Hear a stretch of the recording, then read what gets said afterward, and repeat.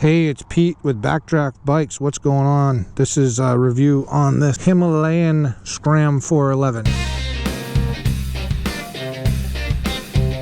So this is a 411cc single cylinder, basic but cool looking Royal Enfield, making just about 24 horsepower, coming in at 408 pounds. So not super light, but not super heavy.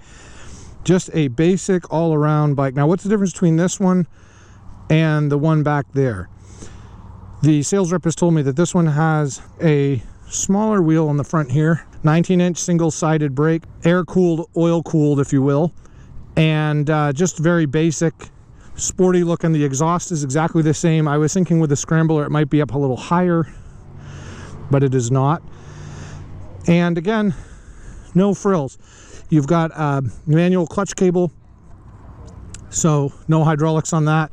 And then, of course, the fuel capacity on these is on the smaller side. It's 3.9 gallons, but they get about 75 miles to the gallon, so that gives you a pretty good range. And you can see the digital display here, really awesome. So you've got a multi-function manual clock on it, but also odometer, fuel gauge, which is nice, you don't have to estimate, gear indicator, and then there's this small little deal here which allows you to get directions and other things through it. So pretty sweet. Let's take it for a ride and see how she handles, shall we? So simple key on the Scram 411. You can see the little multi-function display. Nothing going on much for the cockpit here. I like the clock with the multifunction display in the middle because I do like the manual gauges. I'm not a fan of 100% TFT, but very simple bike. Single cylinder, 411 cc's. I'm not really a fan of these bug eye mirrors either. I know a lot of the Scramblers have that style. So you guessed it, this is a group ride, which means we don't have the ability to go see how much rubber we can get with this thing, but I can assure you that it wouldn't be much. The fit and finish of this bike is quite nice for the price point. And I really like the flat color scheme on this, like little mini crash slider bars here on the side. Everything's just really straightforward.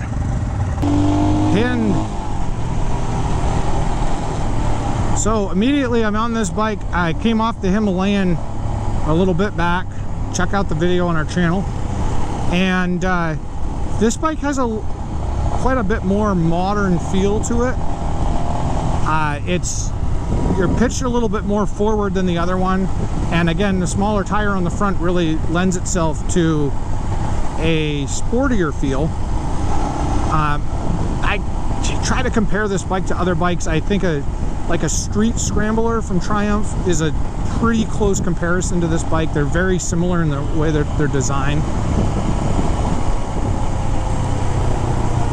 I do like the style of this bike. I've always been a Scrambler fan myself.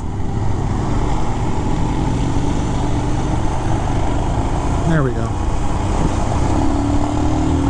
So this is an honest review. I'm not getting paid for this, so I'm gonna just give you my genuine impressions on things. But for what you're paying for and what you're getting, this bike does not advertise that it is a crotch rocket sport bike. It does not advertise that this is a fast bike. By no means is this a fast bike. This is a relatively tame bike, you know, just over 20 horsepower, and you know what you're getting into when you get this. A very fair comparison, I'm thinking of like a Honda CRF 250, just a smaller displacement bike on a nice little package, decent power to get around, but nothing show-stopping. The thing that I like about these bikes though is they're very simple. So especially for somebody just getting into motorcycling, or somebody that's not going on like the cross-country treks, this bike is a fantastic choice for that, because the price point's there for a brand new bike with a warranty. The bike itself is simple, so there's not a lot that's going to break on it. And if you do have a problem, it's super easy to fix. You don't have to go, you know, to a dealership and unlock things. It's very, very simple. Of course, the scan tool that the dealership will have to fix an electronic problem is one thing, but the ECM is so easy, and it almost looks like a rectifier. Fast and easy to swap out. It's crazy. So as far as that goes, the bike is very well balanced as well. I know we've just driven down the road a small piece here, but it gives you a little bit of an idea just taking off that it's got good weight distribution. It's a 5-speed. Thank you.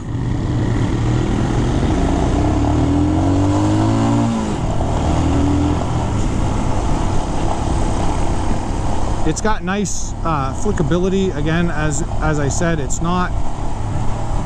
center of gravity is not very low feeling on this bike. It feels a little higher, so it's easy to tip into the corner and just kind of flick it around. Again, my initial impressions of riding these bikes has been that it is what it is. When you get on it, there's no surprises. Compare this over to something like my other bike that I have, my GS 1250 Adventure.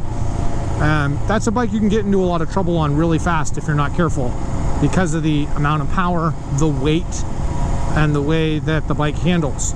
If you're an experienced rider, obviously you like to be able to have that power, but in an off-road situation, gobs of power like that can be very dangerous because it can cause surprises.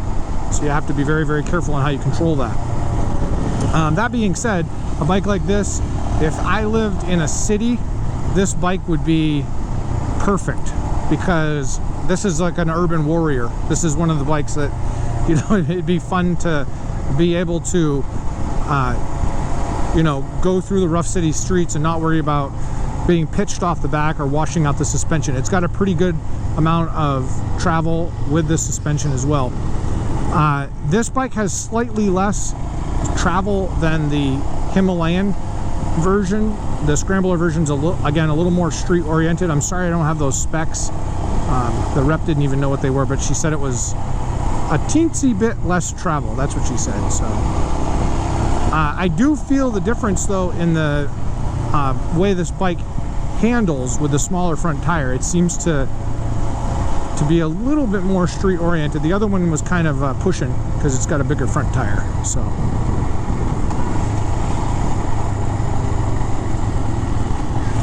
these are 5-speed transmissions as well on the single cylinder bikes. I think your top speed's probably going to be in the 70s, maybe, I'm not sure.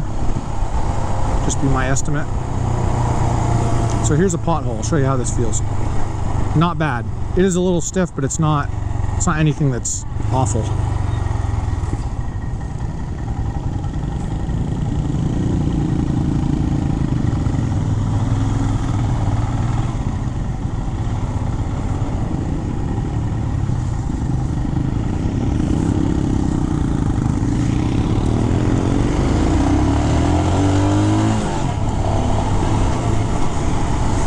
It's a fun little bike. I mean, you know exactly what you got as soon as you twist the throttle. There's no surprises. There's not much of anything actually. But again, the Royal Enfield's the largest manufacturer of bikes in the world, and again, that statistic, the oldest continually manufactured motorcycle. They've never taken a break. It's interesting, the history of Royal Enfield too. When you look at some of the videos and stuff, really it was World War I and World War II that saved them from going out of business. Their slogan that they don't like to say is, "It's built like a gun." Very quiet, very easy bike. Those guys can probably go faster.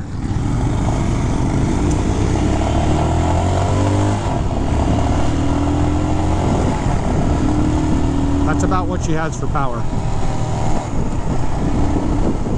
I like the comfort factor on this bike a little bit better than the other bike. that I rode earlier, the straight Himalayan, it seems like this bike just feels a little bit better with the suspension. And it does, you can push it into the corner a little bit harder than the other bike. The other bike just wanted to wash out, but again, the other bike is designed more for the off-road rider in mind. Beautiful day for the ocean here in New Hampshire. Nice ocean breeze. The smell of dead fish. This engine has an interesting sound to it. If you lug it down, and again, it's only a 5-speed, I'm in 5th gear right now. It kind of sounds like a go-kart motor or a riding lawnmower, maybe. When you wind it up, this bike seems like it has a little bit of piston slap, almost like a crunchy noise. Some single cylinders do that. I know one of my Hondas did that, and it was totally normal. So riding 2 up on this bike would be pretty fun too, because you're not going to be going fast, you're just out there having a good time.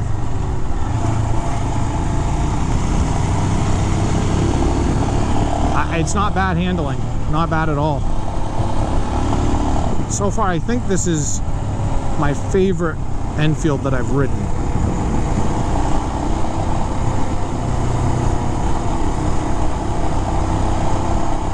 Darling, come over to the Hamptons with me. Yes. We'll have yum-yums on the porch and look at the ocean. I wish this had a tack on it. It does not have a tachometer, and there's no changing the multifunction display, so you don't really know where you're at.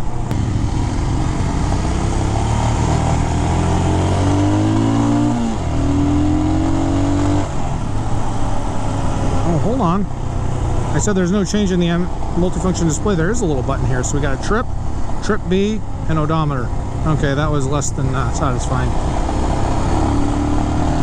The other one has a big dashboard on it, which is kind of cool.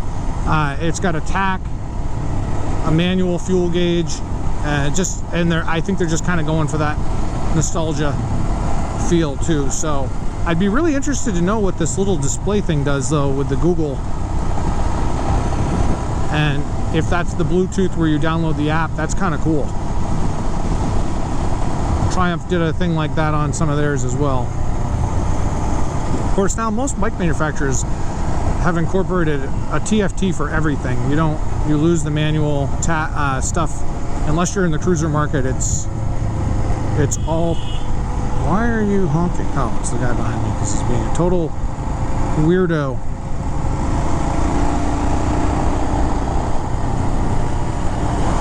So if you're in the market for one of these and you're vacillating between the Himalayan and the Scram Himalayan, this would be my advice to you after demoing both of these bikes. This bike is more streetable. It behaves better on the street. It seems to have a little bit better handling on the street. The suspension is slightly rougher, but again, it's going for the street, going for cornering. The other bike has plusher suspension, but you lose some of that on the washout going around a corner. The Himalayan, straight Himalayan 2 also has quite a bit more vibration in the seat. You can feel it. So if you're planning on doing, dual sporting and definitely doing some off-roading and stuff, then I would go with the standard Himalayan. If you're not going to be going off-road but you're in an area with some rough roads and you're going to be on the pavement most of the time, I'd say this Scram 411 is the way to go, just because of the difference in feel. And I think you could do some off-roading with this. Scramblers are kind of designed for that, but I think you'd get stuck pretty quick. This is more of an urban street fighter in my opinion. So those are my 2 cents on this bike. I hope you've enjoyed the review. Sorry it's in a demo ride and can't crack away and go do some stuff, but it's still pretty fun, and I have really enjoyed this, and we thank Royal Enfield folks for allowing us to do this demo. Until next time, please ride safe.